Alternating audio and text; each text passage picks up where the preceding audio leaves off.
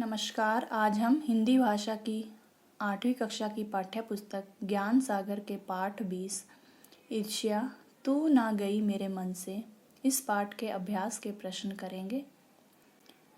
हम पिछली वीडियो में इसके कुछ प्रश्न कर चुके हैं जो कि पाठ में से थे, बातचीत से संबंधित थे। इस वीडियो में हम अनुमान और कल्पना, भाषा की बात और जीवन मूल्य से संबंधित प्रश्न करेंगे। तो आइए देखते हैं। हमारा पहला प्रश्न अनुमान और कल्पना से संबंधित। कल्पना कीजिए कि आपको प्रार्थना सभा में सफलता के सूत्रों के बारे में अपने सहपाठियों को बताना है, तो आप क्या बताएंगे? तो उत्तर देखते हैं। मैं उन्हें सफलता के सूत्रों के बारे में बताने के लिए उन महापुरुषों की उपलब्धि के विषय में बताऊंगी जिन्होंने कठिन परिश्रम, लगन, दृढ़ संकल्प तथा ऐसे ही अनेक कौशलों के बल पर सफलता प्राप्त की। कि यदि हमें सफलता के सूत्रों के बारे में बताना है कक्षा में या प्रार्थना सभा में, तो हम ऐसे महापुरुष जो रहे हैं, महापुरुष जिन्होंने बहुत ही सफलता प्राप्त की है, किसके बल पर? अपनी कठिन परिश्रम, मेहनत और उनके अंदर जो भी गुण थे, कौशल थे, उनकी जो लगन थी, उसके आधार पर उन्होंने जो सफलता प्राप्त की है उसके बारे में बताएंगे। अगला प्रश्न, यदि आपके पड़ोसी या जानकार आपसे ईर्ष्या करें तो आप उनके साथ कैसा व्यवहार करेंगे? तो देखते हैं। यदि मेरे पड़ोसी या जानकार मुझसे ईर्ष्या करें तो मैं उनकी बातों की ओर कोई ध्यान न दूंगी और जब भी वे मेरे सामने आएंगे तो मैं सामान्य रूप से ही उनसे एक सभ्य मनुष्य की तरह बात करूंगी। इस प्रश्न का उत्तर आप अपने कल्पना और अनुमान के आधार पर भी दे सकते हैं कि यदि आपके कोई भी पड़ोसी या जानकार हैं जो आपसे ईर्ष्या करते हैं तो आप उनके साथ कैसा व्यवहार करेंगे। आगे बढ़ते हैं अगले प्रश्न की ओर। अगर मनुष्य में केवल सकारात्मक भावनाएं होंगी तो संसार कैसा होगा? तो उत्तर देखते हैं। यदि मनुष्य में केवल सकारात्मक भावनाएं ही होंगी तो सही गलत, अच्छा बुरा, ईर्ष्या द्वेष आदि का कोई प्रश्न ही नहीं होगा। अर्थात क्या सही है और क्या गलत, इस बात का कोई भेद ही नहीं होगा। संसार में भले और बुरे में अंतर करने की जरूरत ही नहीं होगी। और सकारात्मक सोच समाज के लिए कितनी महत्वपूर्ण है, यह एक आम बात होगी कि यदि सारे मनुष्यों में केवल सकारात्मक ही, पॉजिटिव ही भावनाएं हैं तो संसार कैसा होगा? जब सब अच्छा सोचेंगे तो बुराई के लिए जगह ही नहीं होगी, तो ईर्ष्या का भाव ही नहीं पैदा होगा।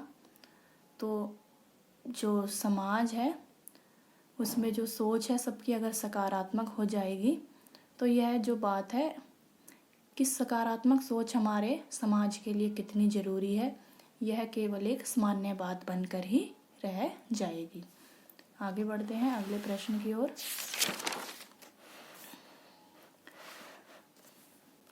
हमारा अगला प्रश्न जीवन मूल्य से संबंधित। ईर्ष्या, द्वेष, निंदा, घृणा, गुस्सा आदि नकारात्मक भाव जागने से मनुष्य के व्यक्तित्व में क्या बदलाव आता है? तो उत्तर देखते हैं इसका। ईर्ष्या, द्वेष, निंदा, घृणा, गुस्सा आदि नकारात्मक भाव जागने से मनुष्य के व्यक्तित्व में अवांछित तत्वों का समावेश हो जाता है, जिससे मनुष्य का व्यक्तित्व का विकास रुक जाता है, उसके सद्गुणों का ह्रास हो जाता है, उसके अंदर हीन भावना उत्पन्न हो जाती है और ऐसा व्यक्ति जीवन में उन्नति नहीं कर पाता। कि जिस भी व्यक्ति के अंदर ऐसी नकारात्मक भाव पैदा होने लग जाते हैं तो वह मनुष्य जो है, उसका जो व्यक्तित्व है, उसका विकास जो है रुक जाता है और उसके अंदर जो भी अच्छे गुण हैं वह सब नष्ट हो जाते हैं। ह्रास का अर्थ है यहाँ पर नष्ट हो जाना। और उसके अंदर जो है हीन भावना पैदा हो जाती है। वह दूसरों से अपने आप को हीन समझने लगता है, बहुत ही छोटा समझने लगता है। और ऐसा व्यक्ति जो है, जो दूसरों से स्वयं की तुलना करने लग जाए कि मैं उनसे बहुत ही छोटा हूँ या कुछ नहीं कर सकता, तो वह व्यक्ति जो है जीवन में कभी भी उन्नति नहीं कर पाता, क्योंकि उसके दिमाग में, उसके मन सोच में केवल ये नकारात्मक भाव ही उत्पन्न होने लगते हैं जो उसे आगे बढ़ने से रोकते हैं। अगला प्रश्न, इन नकारात्मक भावों को मन से निकालने के लिए हम क्या क्या उपाय कर सकते हैं? उत्तर देखते हैं इसका। नकारात्मक भावों से बचने का उपाय मानसिक अनुशासन है। हमें फालतू की बातों को अपने मन में आने ही नहीं देना चाहिए। कभी भी अपनी तुलना दूसरों से नहीं करनी चाहिए और अपने अंदर की कमी को पूरा करने के लिए रचनात्मक तरीका अपनाना चाहिए। कि यदि हमें इन सभी नकारात्मक भावों से बचना है तो सबसे पहले तो हमें अपने मानसिक संतुलन को सही रखना होगा और अपने मन को शांत रखना होगा।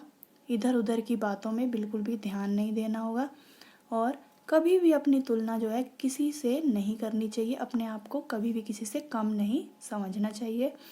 और यदि हमारे अंदर कोई कमी है भी तो हमें उस कमी को पूरा करने के लिए कोई भी रचनात्मक तरीका ढूंढना चाहिए। जैसे क्रिएटिविटी, रचनात्मक का अर्थ है क्रिएटिविटी, जिसमें क्रिएटिविटी हो उस तरह का कोई भी तरीका ढूंढना चाहिए। आगे बढ़ते हैं अगले प्रश्न की ओर। हमारा जो अगला प्रश्न है वह भाषा की बात से संबंधित है। तो आइए देखते हैं।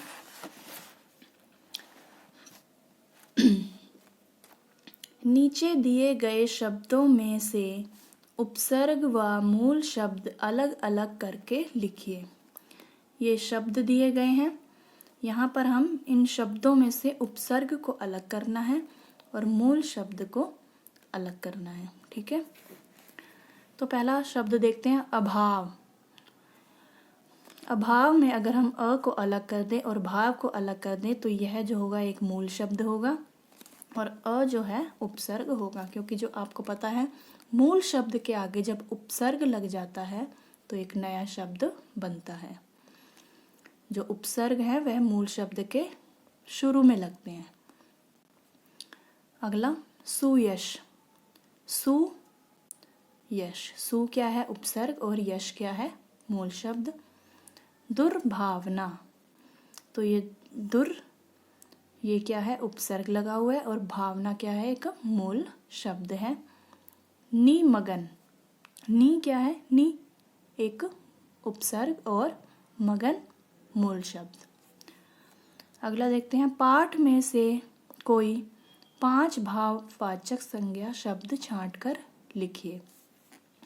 तो ये पाठ में ही दिए गए हैं, जैसे कि ईर्ष्या, चिंता, निंदा, भलाई, जलन। ये सभी क्या है भाव हैं हमारे मन के।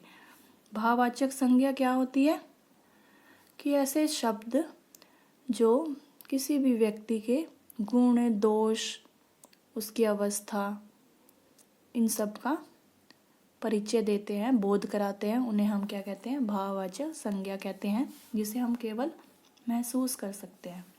अब जैसे ईर्ष्या एक भाव है, इसे हम केवल महसूस कर सकते हैं, देख नहीं सकते। तो ये जितने भी शब्द दिए गए हैं उन्हें हम केवल महसूस किया जा सकता है, उन्हें हम देख नहीं सकते कि किस व्यक्ति में कितनी जलन है, इसका हम वो नहीं लगा सकते, उसे केवल हम अंदाजा नहीं लगा सकते, केवल महसूस कर सकते हैं।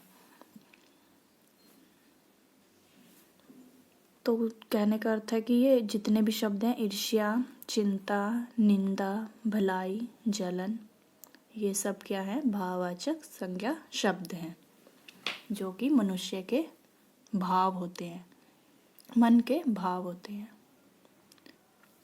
तो यहाँ पर हमारा ज्ञान सागर पुस्तक का पाठ 20 ईर्ष्या तू न गई मेरे मन से पूर्ण होता है। आशा करती हूँ आपको यह पाठ अच्छे से समझ में आ गया होगा। तो मिलते हैं अगली वीडियो में, तब तक के लिए नमस्कार।